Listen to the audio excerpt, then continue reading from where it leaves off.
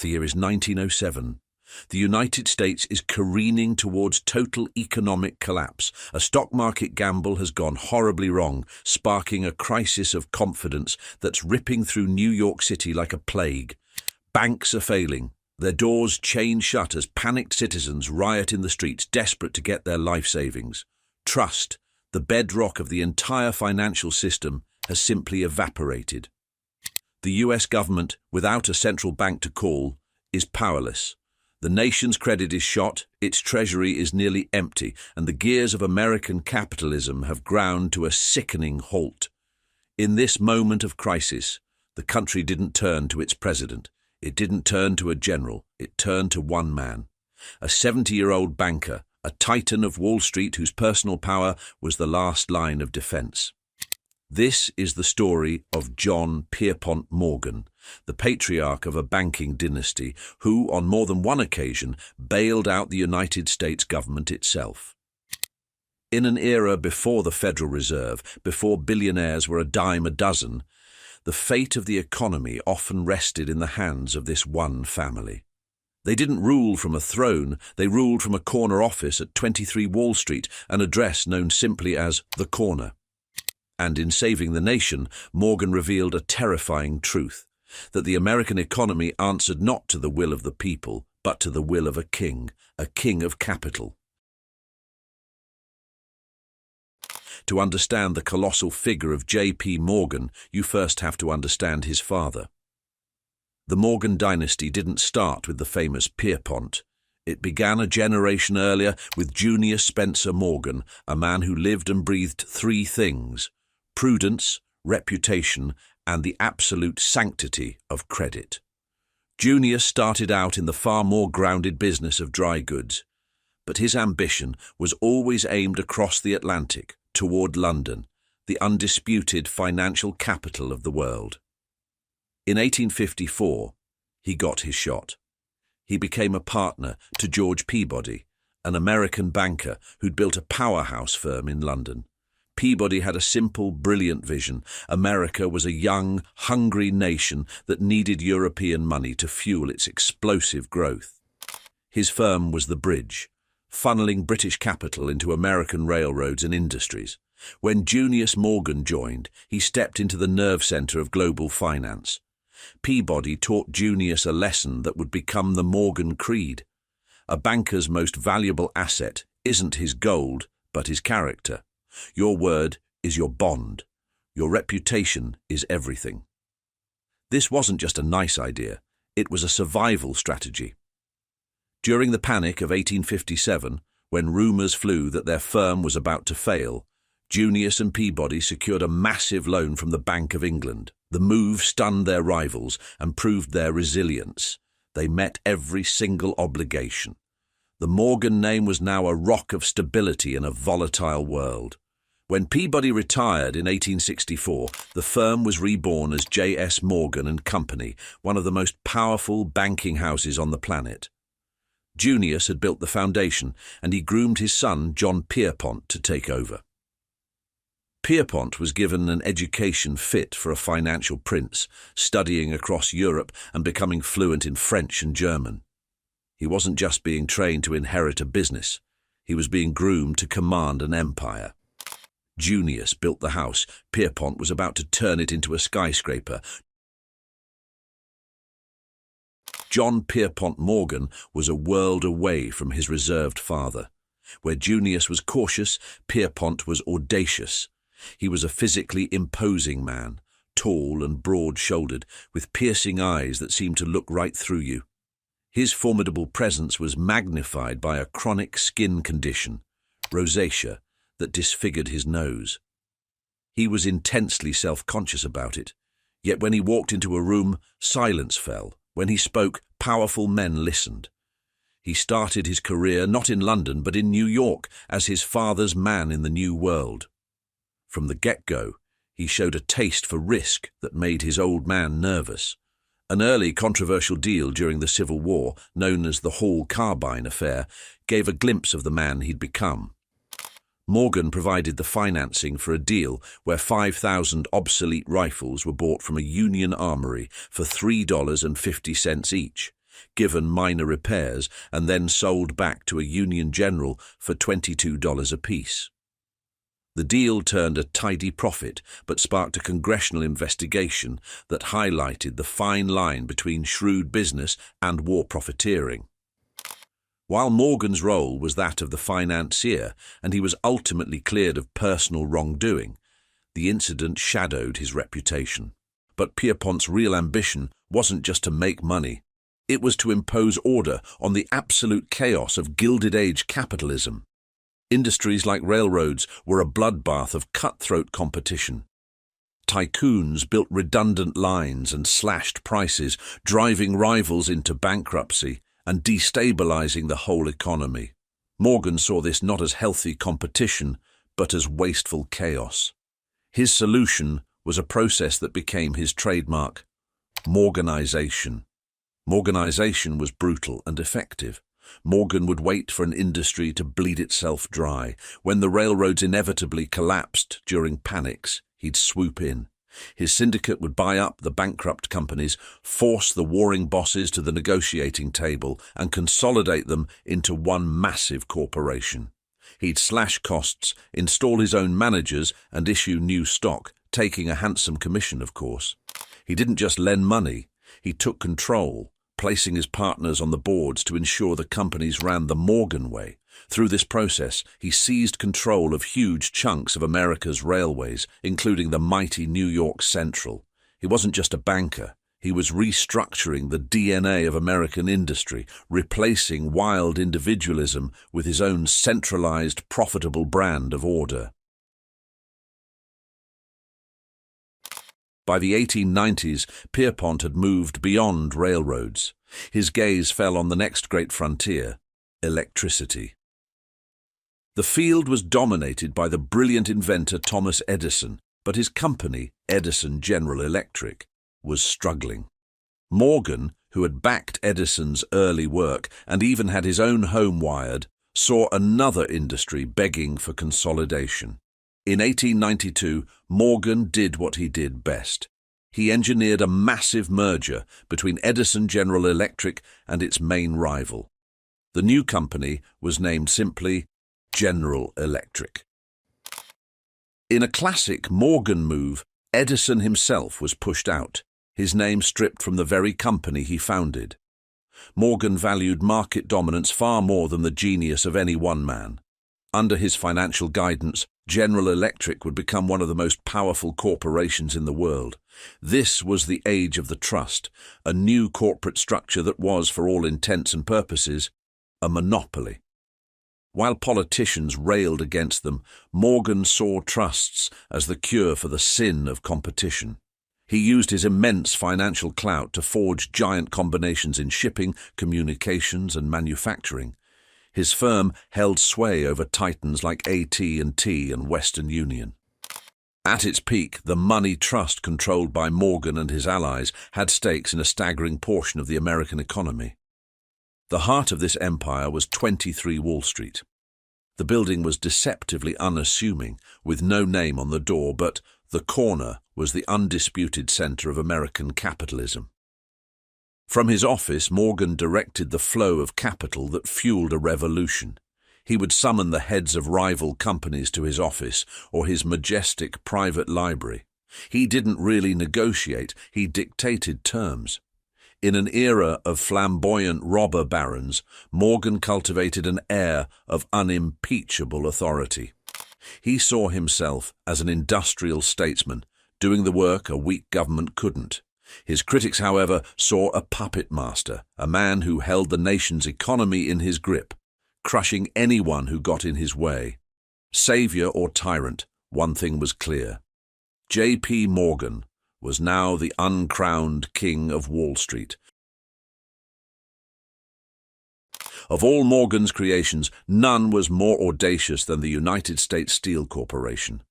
This was the deal that would cement his legend, creating the world's first billion-dollar company and redefining capitalism itself. At the turn of the 20th century, the steel industry was ruled by Andrew Carnegie. A self-made immigrant, Carnegie was the master of efficient steel production. He looked down on bankers like Morgan as parasites who simply shuffled paper. The two were on a collision course. Carnegie, feeling pressure from Morgan-backed competitors, threatened to launch a full-scale price war that would have devastated the industry. This was exactly the kind of chaos Morgan could not tolerate. Order had to be imposed. The solution came at a dinner party in 1900.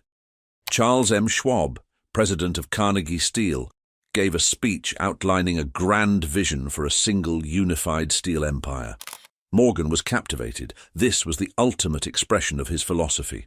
He dispatched Schwab to approach the notoriously tough Carnegie. The meeting supposedly happened over a game of golf. Would Carnegie sell, and for how much? Carnegie scribbled a number on a slip of paper. 480 million, an absolutely mind-boggling sum for the time. Schwab took the note to Morgan, who glanced at it and said without a moment's hesitation, "I accept this price." With those 4 words, Morgan set about buying up virtually every other major steel company, including John D. Rockefeller's iron interests. On March 2nd, 1901, the United States Steel Corporation was born. It was a behemoth that controlled over 150 companies and nearly 2/3 of all American steel production. Its capitalization was a staggering $1.4 billion, a figure so large the public could barely comprehend it. The deal was Morgan's masterpiece. He hadn't built a single steel mill. Instead, through the sheer force of his financial will, he had bent an entire industry to his command. He had proven that capital was now king, and the banker, not the builder, was the master of the modern world. Twice in his life, the US government found itself on the verge of going broke. And twice, it wasn't the president who came to the rescue, but the private citizen J.P. Morgan. The first time was in 1895. A depression had drained the US Treasury's gold reserves to dangerously low levels. Under the gold standard, this meant the government was hours away from defaulting on its debt. A desperate President Grover Cleveland summoned Morgan to the White House. Morgan put together a syndicate of bankers that provided the Treasury with over $60 million in gold in exchange for government bonds. It was controversial. The bankers made a nice profit, but it worked. The crisis was averted. To his critics, Morgan was a predator. To his supporters, he was a patriot. The second, more dramatic crisis was the Panic of 1907. It started when a scheme to corner the market on copper stock collapsed, triggering a chain reaction. The Knickerbocker Trust Company, one of New York's largest trusts and an investor in the scheme, was hit by a classic bank run. After paying out millions in a single day, it shut its doors. Panic ripped through Wall Street. The entire system was seizing up. Into this chaos stepped J.P. Morgan. Now 70 years old, he became the commander-in-chief of the rescue. He summoned the city's top bankers to his magnificent library on Madison Avenue. For weeks, that library became the command center of the American economy. Morgan and his team worked around the clock, auditing books, deciding which firms to save and which to let fail, and organizing pools of money to prop up the system. The climax came one frantic night. The Trust Company of America was about to go under, a failure that would have triggered a complete market crash. Morgan gathered the presidents of the major trust companies in his library and, in a now legendary move, locked the doors. He told them they weren't leaving until they agreed to pony up the funds to save their rival. For hours, they argued. Finally, close to dawn, Morgan put the final agreement on the table. "There's the place," he reportedly declared, pointing to the signature line, "and here's the pen." They signed. The market was saved. Morgan had single-handedly stopped the collapse of the financial system, but the episode revealed an unsettling truth. The nation's economy depended on one unelected, unaccountable man. The Panic of 1907 made it painfully clear that America needed a formal central bank.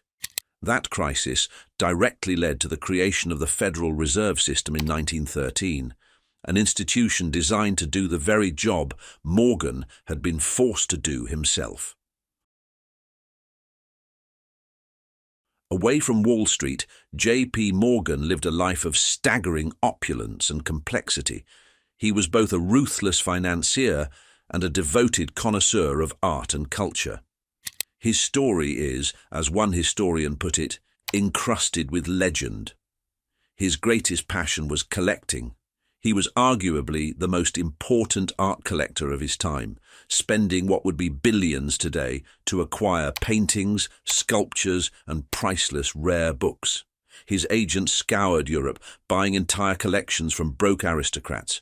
He saw it as his mission to bring the treasures of the old world to the new. Much of this vast collection would later be gifted to institutions like the Metropolitan Museum of Art. His most personal monument was the Morgan Library, built next to his New York home.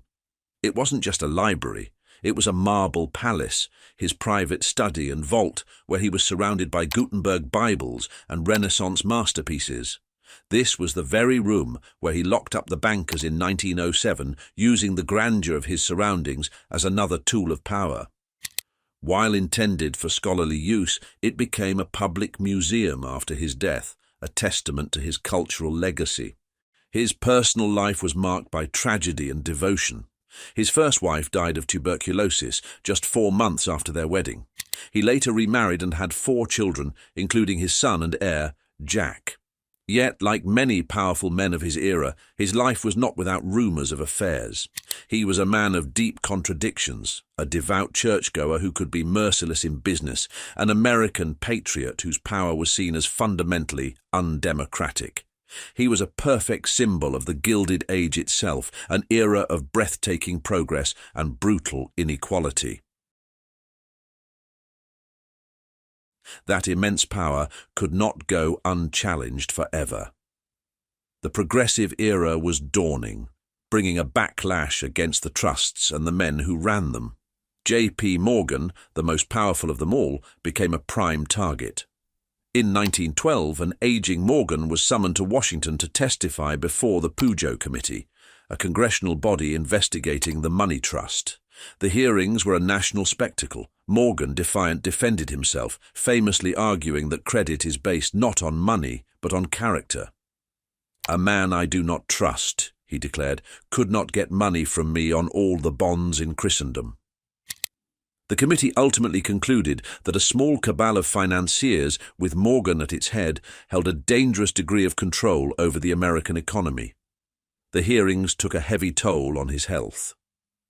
Just months later, in March 1913, J.P. Morgan died at the age of 75. When his fortune was tallied, it came to around $80 million. It was an enormous sum, but far less than many imagined. The story goes that John D. Rockefeller, a much richer man, remarked, "And to think he wasn't even a rich man." The quote, though possibly apocryphal, perfectly captured the truth. Morgan's real power wasn't in his personal wealth, but in his control over capital itself. His death marked the symbolic end of an era. The year 1913 also saw the creation of the federal income tax and, most critically, the Federal Reserve. The age of the private central banker was over. His son Jack took over and steered the House of Morgan through World War I, where the firm became the purchasing agent for Britain and France, arranging billions in supplies and loans. The world was changing. The Glass-Steagall Act of 1933, a response to the Great Depression, broke up the old House of Morgan, forcing a separation between commercial and investment banking. This split created 2 new powerhouses, J.P. Morgan and Company and Morgan Stanley. The story of the Gilded Age is filled with titans like Morgan, Carnegie, and Rockefeller, whose ambition and conflict forged the world we live in. If you want more stories about the people who built and sometimes broke modern America, make sure you subscribe and hit the notification bell for more deep dives into history. The legacy of J.P. Morgan is woven into the fabric of America. His name lives on in the global giant J.P. Morgan Chase & Company, a direct descendant of the house he built. The world he shaped is still with us. The massive, consolidated corporations he pioneered became the blueprint for 20th century business. The drama of a too-big-to-fail financial system needing a bailout, which played out in 1907, had a deafening echo a century later in 2008.